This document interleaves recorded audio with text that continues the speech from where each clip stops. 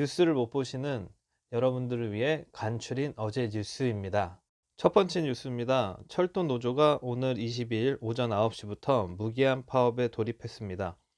정부가 대체 인력을 투입해 KTX와 수도권 광역열차 운행은 평소의 7, 80% 수준을 유지했지만 화물 열차들은 운행률이 30%까지 급감했습니다. 오늘 아침에 출근하셨던 분들이 많이 불편함을 겪었을 것 같은데요.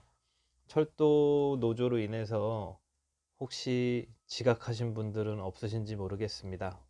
두 번째 뉴스입니다. 황교안 자유한국당 대표가 문재인 대통령에게 지소미아 파기 철회와 공수처법 포기 등을 요구하며 무기한 단식을 시작했습니다. 하지만 정치권에서는 이런 단식이 흔들리는 황 대표의 당내 리더십과 무관하지 않아 보인다는 또 다른 해석이 나오고 있습니다. 그리고 다른 정당들은 일제히 비판을 쏟아내고 있습니다. 세 번째 뉴스입니다. 국내 초미세먼지 가운데 32%는 중국에서 비롯된 것이라는 한중일 세 나라의 첫 공동 연구 결과가 나왔습니다. 국내 자체 요인은 51.2%로 분석됐습니다. 하지만 이번 수치는 1년 평균치 기준으로 미세먼지가 극심한 겨울과 봄의 경우 중국발 원인 비율이 훨씬 높을 것을 추정하고 있습니다. 중국의 경우 한국 기여율은 2%, 자체 기여율은 91%로 분석됐습니다.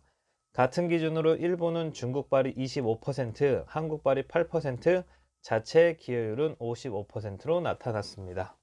네 번째였습니다. 19일 문재인 대통령이 국민과의 대화를 놓고 여러 평가가 나오고 있습니다.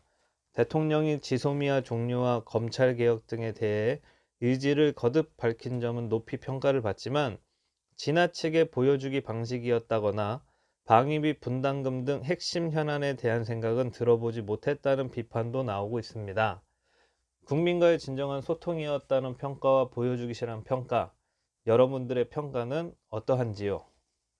다섯 번째 뉴스입니다. 콘덴서 불량 문제가 제기됐던 LG 의료 건조기에 한국소비자원에 문제를 제기한 소비자 247명에게 LG가 1인당 10만원씩 위자료를 지급하라고 결정했습니다. LG가 받아들일 경우 구매자 모두에게 똑같이 10만원씩을 줘야 해 최대 비용이 1,400억 원이 이를 전망이라고 합니다. 경찰이 지난 4월 강원도 고성 속초 산불과 관련해 한전 관계자 등 9명을 업무상 실화 등의 혐의로 검찰에 송치했습니다. 한전은 고압전선이 끊어져 산불 원인을 제공한 전신주를 이미 2년 전에 교체하기로 해놓고 방치했던 것으로 드러났습니다. 이번 산불도 역시 인재였네요. 일곱 번째 뉴스입니다. 한국과 미국이 방위비 분담금으로 머리싸움을 하고 있는데요. 최근 10년 동안의 방위비 분담금 추이를 보면 2010년에는 7,900억 정도였는데 올해 1조 원을 돌파했습니다.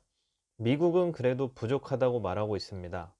미국은 한국은 잘 사는 나라라며 분담금을 더 내라고 압박을 하고 있습니다. 여덟 번째 뉴스입니다. 삼겹살 데이 같은 할인 행사를 대대적으로 진행하면서 그 할인된 차액과 판촉비는 납품업체한테 떠넘기는 등 삼겹살 갑질 논란을 일으킨 롯데마트에 대해 공정거래위원회가 400억 원 넘는 과징금을 부과했습니다. 대형 유통사에 대한 과징금 규모로는 역대 최대인데 공정위는 홈쇼핑과 슈퍼 체인도 조사 중이라고 밝혔습니다. 마지막 아홉 번째 뉴스는 홍콩 시위 소식입니다. 홍콩 이공대 내부에서 버티던 시위대 숫자가 급격히 줄면서 홍콩 시위 상황은 다소 진정된 모습을 보이고 있습니다. 하지만 어제 새로 취임한 홍콩 경찰 총수는 시위대 수백 명에게 폭동죄를 적용하겠다면서 이번 사태 연루자들을 엄단할 방침을 시사했습니다. 추후 상황을 더 지켜봐야 될 것 같습니다. 이상으로 간추린 어제자 뉴스였습니다. 여러분들이 이 영상이 도움이 되셨으면 구독과 좋아요 부탁드립니다.